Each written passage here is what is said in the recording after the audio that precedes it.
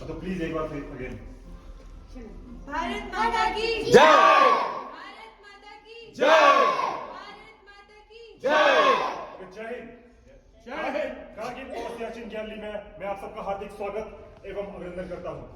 आपके सामने कारगिल वॉर में हुए सभी ऑपरेशंस को फोटोग्राफी के माध्यम से दिखाया गया है। मेरे बाएं और गैलरी के बीचों बीच शोकेस में रखे कुछ वेपन्स जो कि भारतीय सेना द्वारा पाकिस्तानी सेना से कैप्चर्ड किए गए थे, जिन्हें आप मेरी ब्रीफिंग के बाद देख सकते हैं। मेरे सामने और आपके पीछे ये जो आप मॉडल देख रहे हैं, ये एक टेरर मॉडल है। इसका इस्तेमाल किसी भी देश की सेना कोई ऑपरेशन लॉन्च करने से पहले अपने सैनिकों को उस इलाके के बारे में जानकारी देने और ऑपरेशन खत्म हो जाने के बाद डीब्रीफिंग के लिए इस्तेमाल में लाती है। इस मॉडल का नॉर्थ एक एरो के माध्यम से दिखाया गया है, जबकि वास्तविक नॉर्थ भी इसी दिशा में है। मॉडल पर खींची कुछ लाल रंग की रेखाएं जो कि इस इलाके की सड़कों को दर्शाती है। इसी प्रकार नीले रंग की रेखाएं जो कि इस इलाके की छोटी व बड़ी नदियों को दर्शाती है। इस मॉडल पर एक मुख्य मार्ग जो कि श्रीनगर, जोजिला, द्रास, कारगिल से होता हुआ लेह को आपस में जोड़ता है। मॉडल पर तीन मुख्य नदियां शिगार जो कि पाकिस्तान से भारत की तरफ आती है, सिंगो और इंदस जो कि चाइना से भारत की तरफ आती है। मॉडल पर दिखाए गए लाल रंग के गांव जो कि गुलतारी, गौन, मत्याल, बिजोत, मरोल, जिन्हें पाकिस्तान आज भी आजाद कश्मीर के नाम से पुकारता है। आपकी जानकारी के लिए बता दूं, एलओसी भी इन्हीं इलाकों से होकर गुजरती है और सन 1999 कारगिल वॉर भी इन्हीं इलाकों में हुआ था। युद्ध होने से पहले अभी आपकी जानकारी बताऊं, युद्ध हुआ क्यों, कैसे। तो सन 1999 कारगिल युद्ध होने से पहले भारत और पाकिस्तान सरकार के बीच एक समझौता तय हुआ था। उस समझौते के तहत यह निश्चित किया गया कि ज्यादा ठंड पड़ने के कारण ऊंची बर्फीली चोटियों से दोनों देशों की सेना को नीचे बेस कैंप में डाउन कर दिया जाएगा। आदेशों के तहत भारतीय सेना ने अपनी सेना को डाउन किया, लेकिन पाकिस्तान ने अपनी गद्दारी का परिचय देते हुए ऐसा नहीं किया। वह छुपते छुपाते हमारी कुछ पोस्टों पे आ बैठे, जैसे कि द्रास सेक्टर में तोरलिंग 0.5140, टाइगर हिल 0.4875, कारगिल सेक्टर में 0.508, कक्षार, मजदास और बटाली सेक्टर में जुबेर हाइट, मुतो डालो, खालूवार और यादोर जैसा 134 किलोमीटर धोखे से ऑक्युपाइड कर लिया। पाकिस्तान ने जो ऑक्युपाइड करना वो कर लिया, बारी थी भारतीय सेना की पाकिस्तानी सेना को मुंह तोड़ जवाब देने की। लेकिन इससे पहले हमें कैसे पता चला कि पाकिस्तानी सेना 134 किलोमीटर अंदर आ चुकी है। तो बटाली सेक्टर के अंदर एक चरवाहा जिनका नाम श्री ताशी नाम गयाल, जो कि हरियाली की तलाश में अपनी भेड़ बकरियों को लेकर मुतो डालो इलाके की तरफ जाया करते थे। एक दिन उन्होंने देखा कुछ लंबे कदकाठी के लोग पत्थरों से बंकरों का निर्माण कर रहे थे। उन्होंने देखा ना ही भारतीय नागरिक है ना ही भारतीय सैनिक, ये जरूर पाकिस्तानी सैनिक है जो अपना भेष बदलकर भारतीय सरजमीन के ऊपर कब्जा करने आए हैं। एक भारतीय होने के नाते, एक सच्चा देशभक्त होने के नाते उन्होंने इस खबर को बटालिक सेक्टर में भारतीय सेना के साथ साझा किया। भारतीय सेना को खबर मिलते ही उन्होंने अलग अलग जगहों पे अलग अलग पेट्रोलिंग टीमें भेजी, जिसमें सबसे महत्वपूर्ण टीम थी 4 जाट रेजिमेंट के कैप्टन सौरभ कालिया की। उस टीम में टोटल 10 लोग थे। दुर्भाग्यवश ये टीम पेट्रोलिंग के लिए गई, लेकिन इनमें से कोई भी जिंदा लौटकर वापस नहीं आया। इसी दौरान द्रास सेक्टर में एक वायुसेना का रेकी हेलीकॉप्टर दुश्मन की गोलियों का शिकार होकर पिन डाउन हो गया।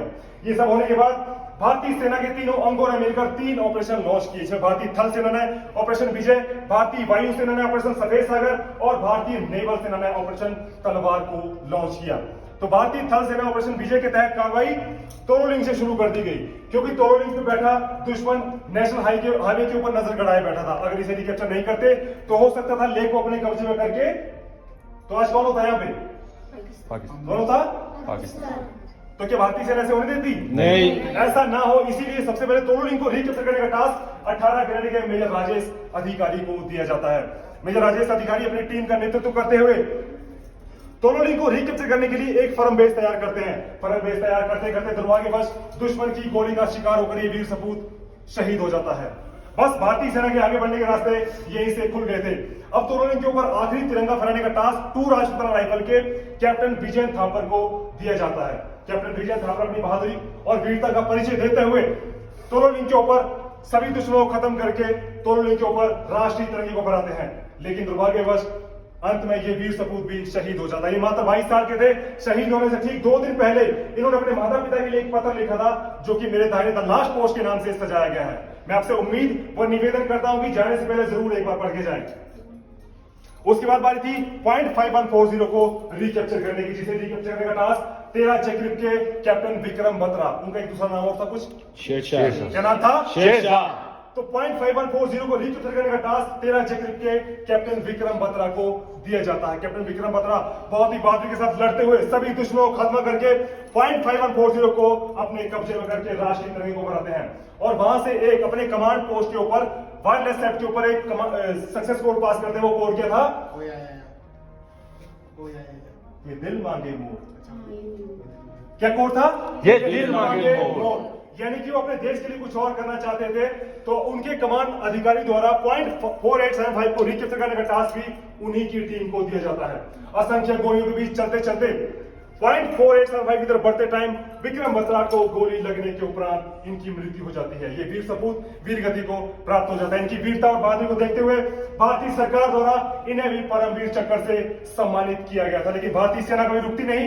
उन्हीं की प्लाटून का एक जवान सिपाही जिसका नाम था राइफलमैन संजय कुमार, जो कि छुपता छुपाता दुश्मन की पोस्ट पे अंदर घुस के उन्हीं की गन को खींच के सभी दुश्मनों को मार के 0.4875 के ऊपर राष्ट्रीय तिरंगे को फहराता है और वहां से जिंदा वापस लौट कर आता है।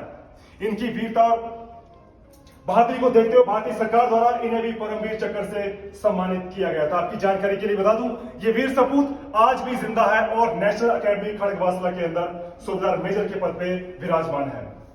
उसके बाद बारी थी असंभव प्रतीत होने वाली पहाड़ी टाइगर हिल की। लेकिन भारतीय सेना के लिए न कुछ उस समय असंभव था, न आज की डेट में कुछ असंभव है। लगभग खड़ी 90 डिग्री खड़ी पहाड़ी को रिकैप्चर करने का टास्क 18 ग्रेड के लेफ्टिनेंट बलवान सिंह को दिया जाता है। लेफ्टिनेंट बलवान सिंह अपनी घातक प्लाटून का नेतृत्व करते हुए लगातार 3 दिन बिना कुछ खाए पिए चलते हैं। उन्हीं की प्लाटून में एक जवान सिपाही जिसका नाम था गैलेरी योगेंद्र सिंह यादव, आपने सुना होगा नाम, गैलेरी योगेंद्र सिंह यादव, जिसे 17 गोली लगने के बावजूद भी वो पोस्ट के नजदीक जाकर एक हैंड ग्रेनेड डालता है और पूरे दुश्मनों को खत्म करके टाइगर हिल के ऊपर राष्ट्रीय तिरंगे को फहरा के वहां से जिंदा लौटकर वापस आता है। इनकी वीरता और बहादुरी को देखते हुए भारतीय सरकार द्वारा इन्हें भी परमवीर चक्र से सम्मानित किया गया था। ये वीर सपूत आज भी जिंदा है और पिछले साल ही सेना से रिटायर्ड हुए हैं। तो इसी प्रकार द्रास और कारगिल सेक्टर की सभी पोस्टों को एक एक करके भारतीय थल सेना ऑपरेशन विजय के तहत रिकैप्चर कर लिया जाता था। बारी थी बटालिक सेक्टर की। तो बटालिक सेक्टर में सबसे जरूरी पॉइंट था जुबेर हाइट को रिकैप्चर करना, क्योंकि जुबेर हाइट को रिकैप्चर करने के बाद भारतीय सेना के आगे बढ़ने के रास्ते खुल जाने थे। तो जुबेर हाइट को रिकैप्चर करने का टास्क 1st बिहार रेजिमेंट को दिया जाता है। वीर बिहारी अपनी कमर कसते हुए बहुत ही आसानी से जुबेर हाइट को रिकैप्चर करते हैं और वहां पे राष्ट्रीय तिरंगे को फहरा के इसे अपने कब्जे में करते हैं। बस यहीं से भारतीय सेना के आगे बढ़ने के रास्ते खुल चुके थे। अब बारी थी खालूबार की, जहां से दुश्मन एक एक करके अंदर आ रहा था और जरूरतों का सामान जैसे कि गोला बारूद, राशन पानी, तेल इत्यादि अंदर लेके घुस रहा था।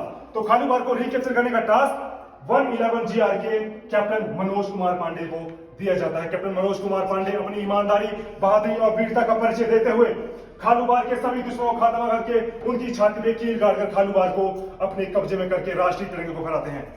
लेकिन दुर्भाग्यवश लड़ते लड़ते ये वीर सपूत अंत में शहीद हो जाता है। इनकी वीरता और बहादुरी को देखते हुए भारतीय सरकार द्वारा इन्हें भी परमवीर चक्र से सम्मानित किया गया था। अब बारी थी चोर बाटला की, जो कि आपको इस मॉडल व्यू पर नहीं दिखाया गया है।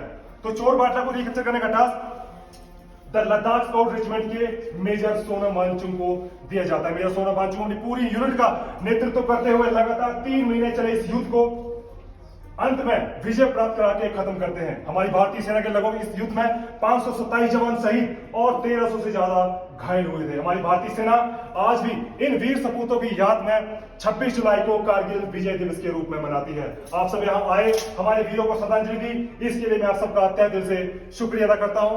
यहीं पर मेरी ब्रीफिंग समाप्त होती है। धन्यवाद। जय हिंद। जय हिंद।